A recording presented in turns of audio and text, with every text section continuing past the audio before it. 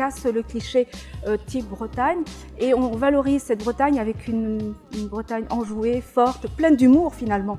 Et c'est ce cachet, moi, qui m'intéresse beaucoup. C'est faire partie d'un collectif, c'est de se dire qu'on est ensemble pour défendre les mêmes valeurs, se sentir plus fort pour pouvoir montrer que la Bretagne est très très identitaire.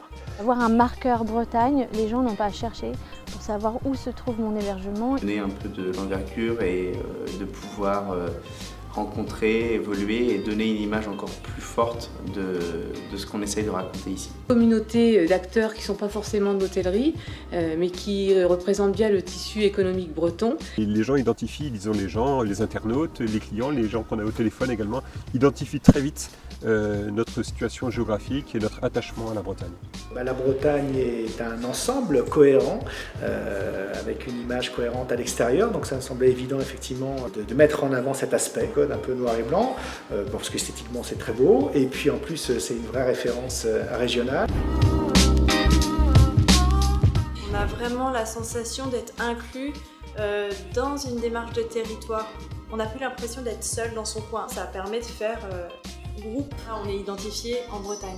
La marque Bretagne nous a apporté beaucoup en termes de visibilité, également en termes de réseau. Quand on parle de la Bretagne, ça permet aussi de parler en général, pas seulement de notre activité, mais de toutes les activités qui peuvent exister. Donc ça permet d'avoir une culture, je dirais, économique. Vraiment appuyer, conforter ce que l'on commençait à faire, mais on est passé à une vitesse supérieure.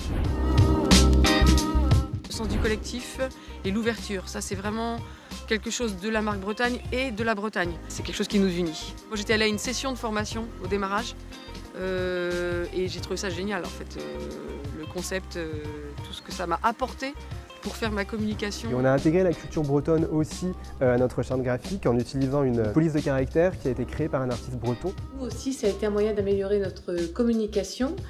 C'est comme un fil rouge en fait que l'on suit et on peut utiliser des expressions, des codes couleurs, tout en gardant notre identité.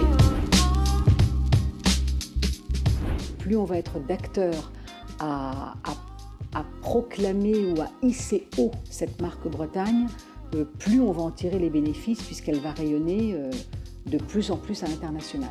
J'ai voulu donner cette tonalité au Palais des Congrès pour avoir une meilleure attractivité au sein du territoire. Ça nous permet d'avoir un écho plus grand auprès de ces organisateurs nationaux de congrès et de conventions. Grâce à la marque, justement, maintenant on met en valeur d'autres points. Il y a des activités qu'on propose qui sont plus modernes. On présente nos plats différemment. Ça a un impact d'avoir cette marque représentée sur la France et à l'étranger aussi.